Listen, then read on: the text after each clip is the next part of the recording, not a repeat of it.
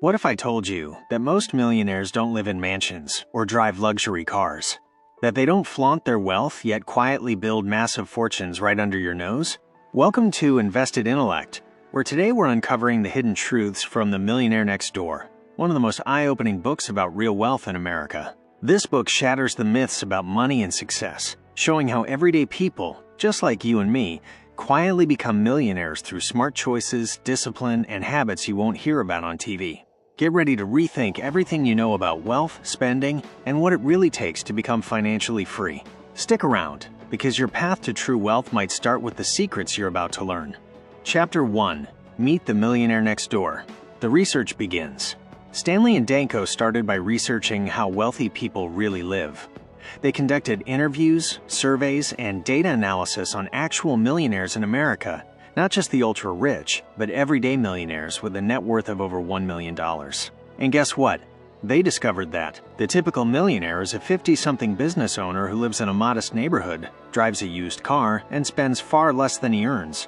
The shocking reality: these millionaires rarely spend on luxury brands, avoid showing off their wealth, live in middle-class or even working-class neighborhoods, buy used cars, often hold them for years, and hate monthly payments. They don't look rich because they're not trying to impress anyone. Their focus is financial independence, not social status. Who they really are.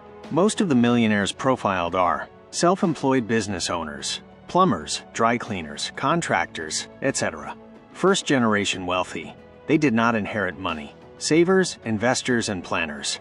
Parents who teach their kids financial discipline, not entitlement. Many of them reported having never paid more than $400 for a suit, never buying luxury watches or designer shoes, living in the same home for decades. The core takeaway: high income does not equal high net worth. A person can earn $250,000 a year and still be broke, while someone earning $75,000 could be a millionaire through disciplined saving. Key term: UAW versus PAW. The authors introduce a critical concept: PAW, prodigious accumulator of wealth. Someone who has saved and invested far more than expected for their age and income. UAW, under-accumulator of wealth. Someone who spends too much and saves too little, despite a good income. They even provide a formula to calculate your expected net worth. Expected net worth equals your age times your annual income, divided by 10. If your actual net worth is more than this, you're a PAW. If it's less, you're a UAW. This one formula changed how people view wealth. Not by income, but by what you've kept and grown. Why most people fail to become wealthy. The average person makes 3 huge mistakes. 1. They equate wealth with income. Just because someone earns more doesn't mean they're rich. 2. They fall into the status trap. They spend to look rich instead of becoming rich. 3. They never develop financial discipline. No budget, no savings, no investing. The Millionaire Next Door, on the other hand, keeps a detailed monthly budget. Avoids debt unless it's strategic, like real estate. Keeps their lifestyle low even as income grows. Real millionaires are boring, and that's the point. Real millionaires buy tools instead of toys. Eat out less. Delay gratification. Prefer financial freedom over short-term pleasures. 80% of American millionaires are first-generation rich, meaning they didn't inherit wealth, they built it slowly. As Stanley writes, it's easier to become wealthy if you don't try to look wealthy. So while others are chasing Instagram clout, the Millionaire Next Door is quietly building a fortune right under our noses. So here's the big idea from Chapter 1. Millionaires are often the quiet, disciplined neighbors you'd never expect. They don't wear wealth, they grow it. And now, here's something to think about. If becoming wealthy is about behavior, not income, then what specific behaviors separate future millionaires from everyone else? That's exactly what we explore in Chapter 2, Frugal, Frugal, Frugal, where we uncover the surprising spending habits that build real wealth. Chapter 2, Frugal, Frugal, Frugal.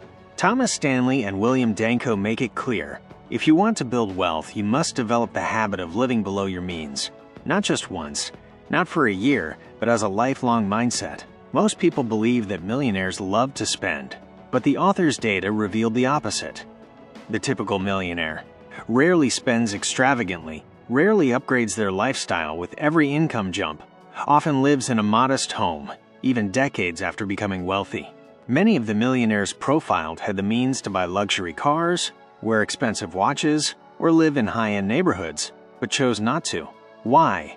Because they associate financial freedom with control, not consumption. The foundation of frugality, Stanley and Danko identified that consistent, long-term wealth accumulation requires defense, not just offense.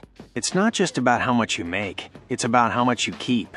Millionaires develop a strong financial defense system, low living expenses, delayed gratification, avoiding debt and financing, controlled spending, especially on status items. One shocking stat from the chapter: most millionaires spend less than 7% of their income on luxury items, even when they can afford much more. They view spending as strategic, not emotional. How they buy. When millionaires do buy something, they research, compare, negotiate, and never rush.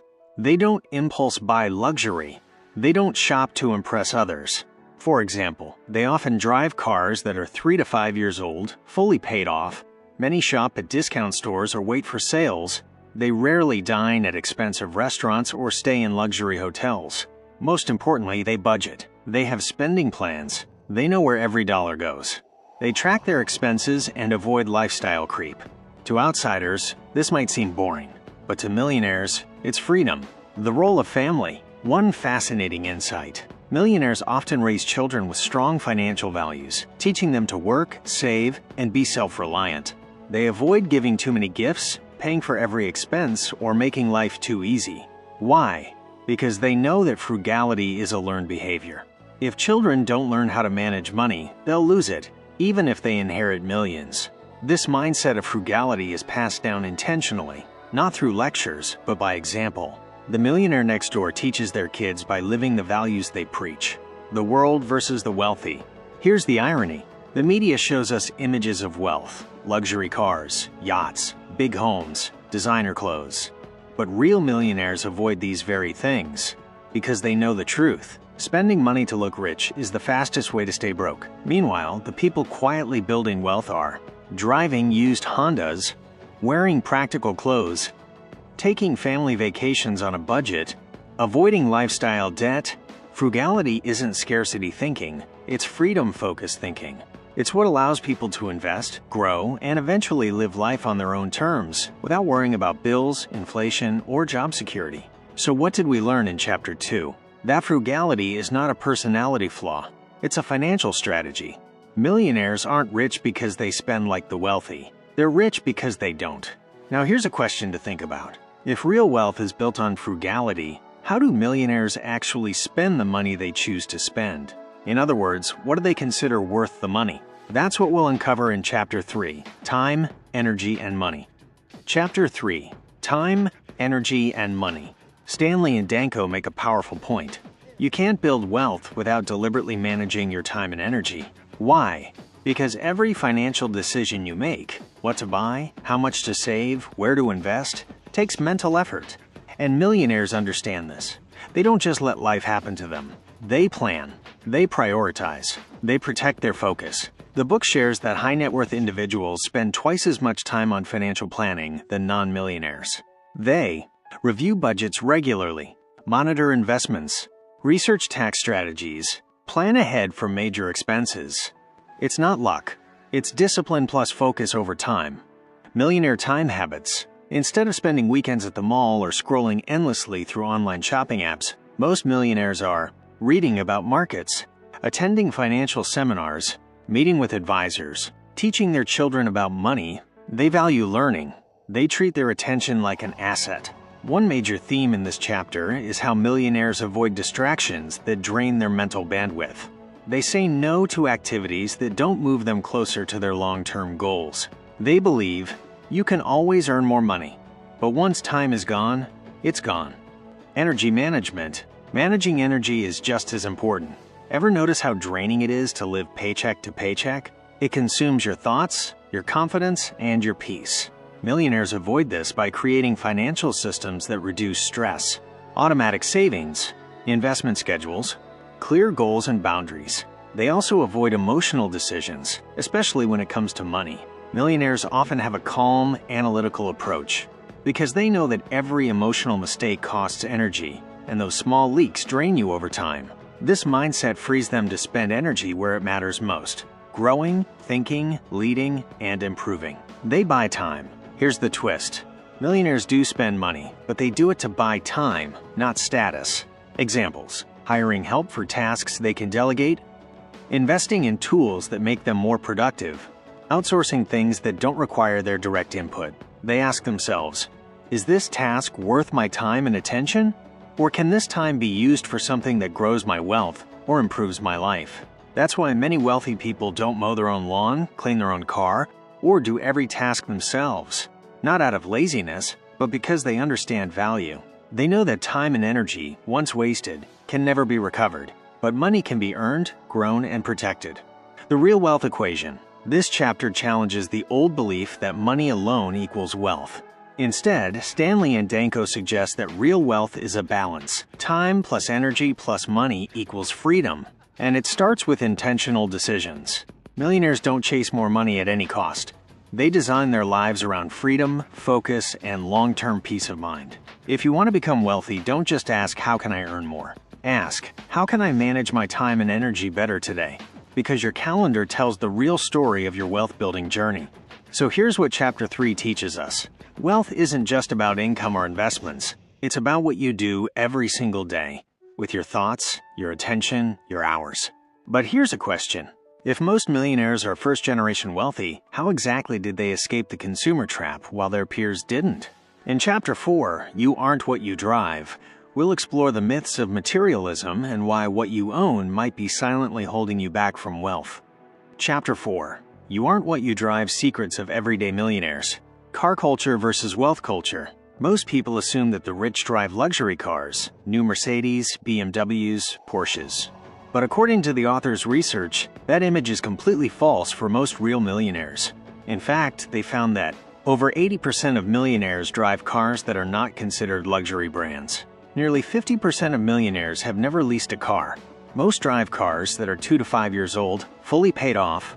So why is there such a big gap between what we think millionaires drive and what they actually drive? Because most people chase status. But millionaires chase value. They understand that the real cost of an expensive car isn't just the price tag, it's the lost opportunity. Every dollar spent on a flashy vehicle is a dollar not invested toward freedom. The Financial Trap of Luxury Vehicles. The book breaks it down clearly. Luxury vehicles come with higher insurance premiums, higher maintenance and repair costs, lower long-term reliability, faster depreciation, emotional pressure to upgrade again and again. In short, it's a wealth drain disguised as status. Most high-income, non-wealthy people, what the authors call UAWs, under accumulators of wealth, spend more on cars than PAWs, prodigious accumulators of wealth. Why? Because they want to look successful, not be successful. They equate success with appearance, not assets. But the millionaires next door think differently. They'd rather drive a Toyota and invest the difference, because freedom matters more than attention. How real millionaires choose their cars. So how do millionaires actually decide which car to buy? Simple. They think like investors, not consumers. They ask, will this vehicle serve my needs without hurting my financial goals? Is it reliable, safe, and affordable? Will it hold value over time? Can I pay cash for it? They take the emotion out of car buying.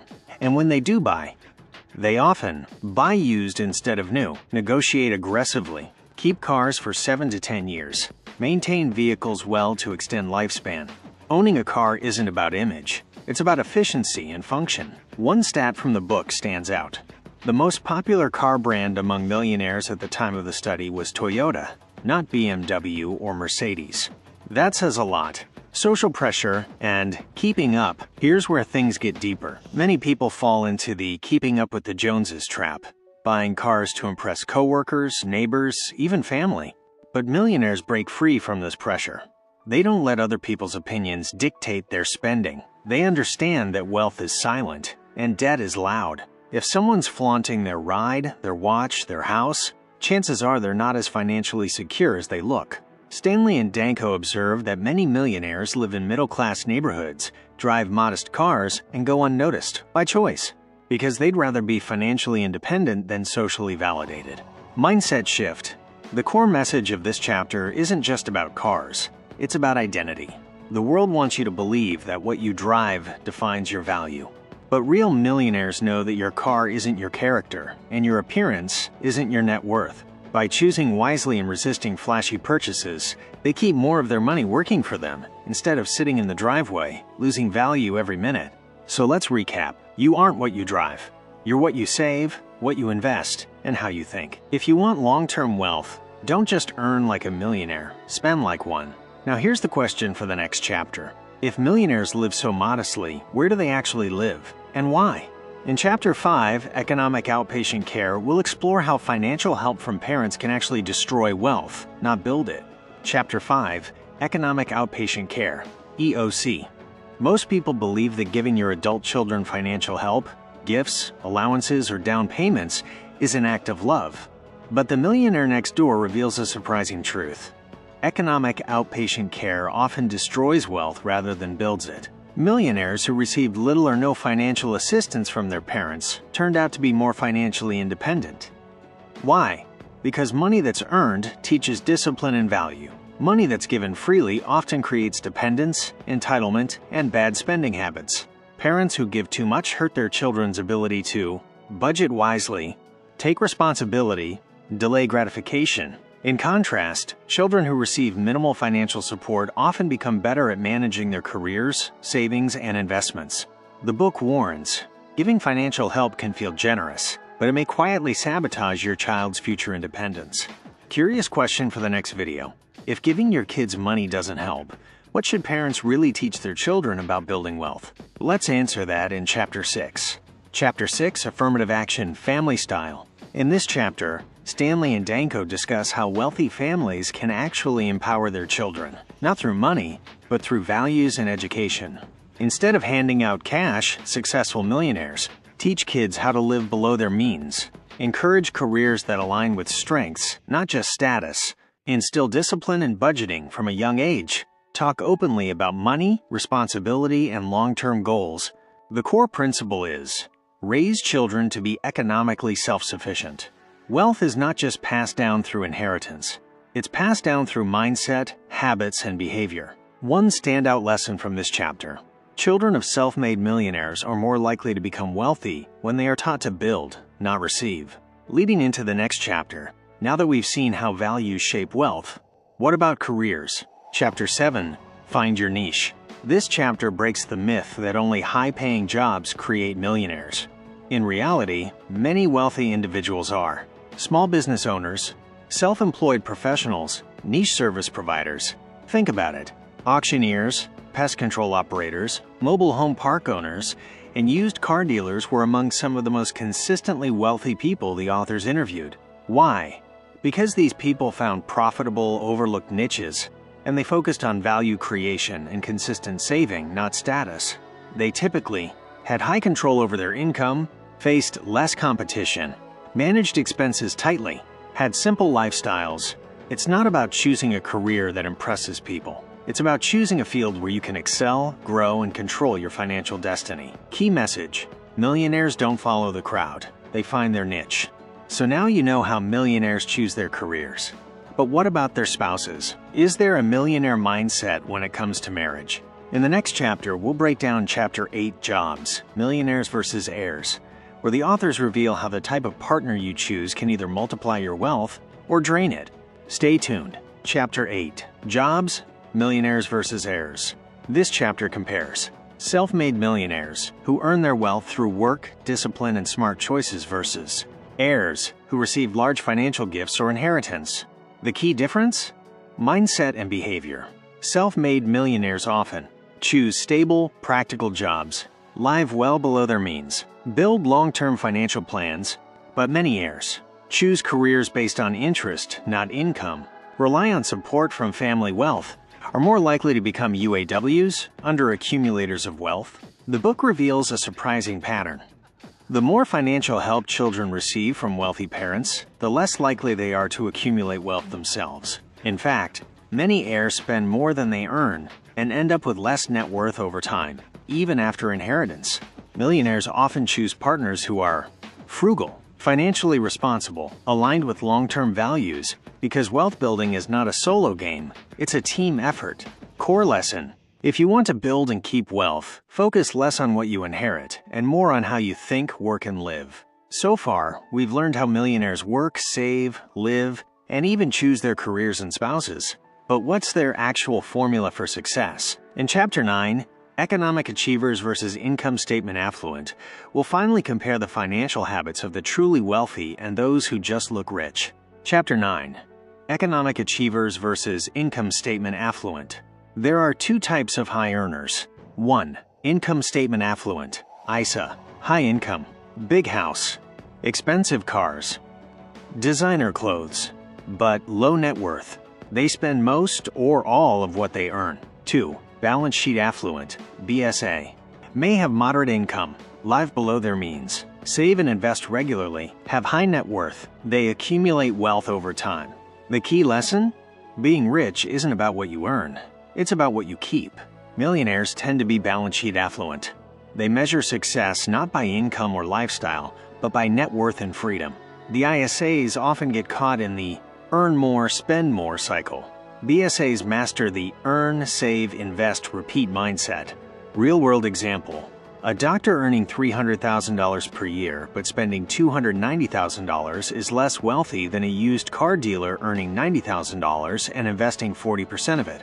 Wealth is not about income level. It's about financial behavior.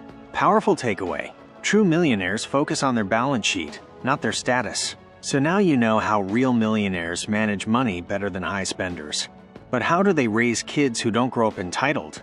In Chapter 10, Planning and Controlling, we explore how millionaires use specific strategies to plan their financial future and pass on smart values to the next generation.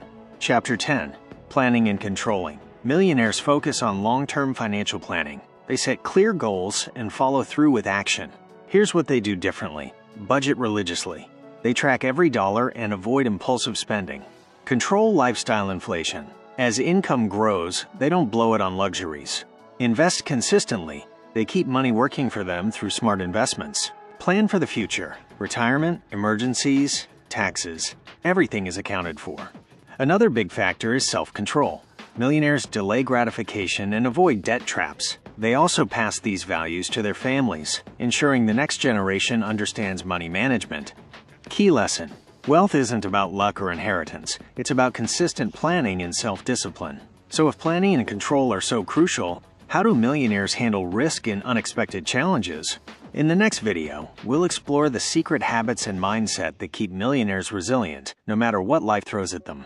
Chapter 11, Conclusion and Final Lessons. The authors remind us that becoming a millionaire isn't about luck, fancy cars, or flashy lifestyles. It's about living below your means, working hard, and making smart financial decisions every single day. Key final lessons. Frugality is a cornerstone. Millionaires are disciplined spenders. Avoid lifestyle inflation.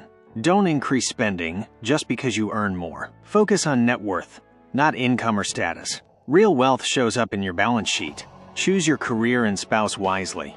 They impact your financial future. Teach financial responsibility. Passing down money is less important than passing down values. Plan and control your money. Consistency beats occasional windfalls. This book proves that ordinary people with ordinary jobs and simple habits can become wealthy over time, as long as they're intentional. You don't need to be born rich or inherit wealth to become a millionaire. The millionaire next door could be your neighbor, your coworker, or even you. The power lies in your habits and choices. If you could start changing one money habit today, what would it be? Are you ready to think and act like a millionaire? Thanks for watching this series on the Millionaire Next Door. Subscribe to Invested Intellect for more insights on smart money, investing, and wealth-building strategies.